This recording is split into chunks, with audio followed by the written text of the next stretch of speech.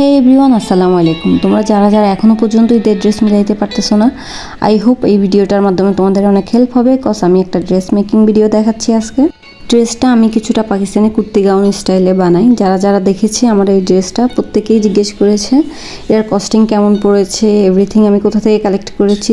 ড্রেসটা বানানোর আগে আমি যতগুলো পেজে এই টাইপের ড্রেসগুলো দেখছিলাম, ম্যাক্সিমামগুলোরই 3000 সামথিং ছিল প্রাইস।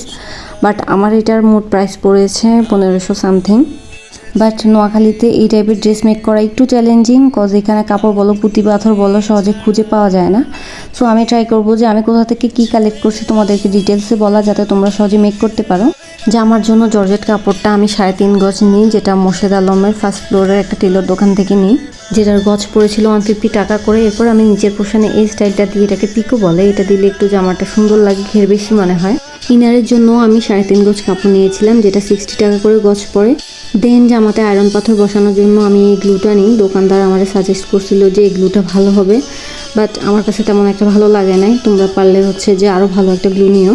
তারপরে এই পাইপগুলো আমি হচ্ছে যে 2টা লেয়ার বসাই, দেন হচ্ছে আমি গ্লু দিয়ে এই যে আয়রন পাথরগুলো বসাই। আয়রন পাথরগুলো সবচেয়ে বেস্ট হয় যে আয়রন করে বসালে, তাহলেই হচ্ছে যে স্টোনগুলো লং লাস্টিং হয়। তো আমি যেহেতু আগে করি না এই টাইপের কাজ, তাই আমি রিস্ক নিই নাই। তারপর হচ্ছে আমি আরেক লেয়ার পাইপ দিই, এরপরে হচ্ছে যে স্টোনগুলো আবার বসাই, এরপরে উপরের দিকে একটু হালকা করে দিতে থাকি স্টোনগুলো। তারপর আস্তে আস্তে উপরের দিকে আরও হালকা করে পুরো হাতাতে আমি স্টোনগুলো দিয়ে দিই ছড়াই ছিটাই। পুরো জামার জন্য আমার টোটাল 100 টাকার মতো পাইপ আর স্টোন লাগছে, যেটা আমি একবার মাইজদি বড় মসজিদ থেকে কালেক্ট করি, আরেকবার হচ্ছে চৌমুড়ি থেকে কালেক্ট করতে পারছি। এরপরে হচ্ছে যে আমি নেক পোর্শনে এই যে এভাবে স্টোনগুলো বসাই দিই। সিম্পল রাখার ট্রাই করছি, যেহেতু আমি হিজাব ক্যারি করি সবসময়। তারপরে আমি ড্রেসের সাথে মিলাই এই লেগিংস আর ওড়নাটা নিয়ে নিই।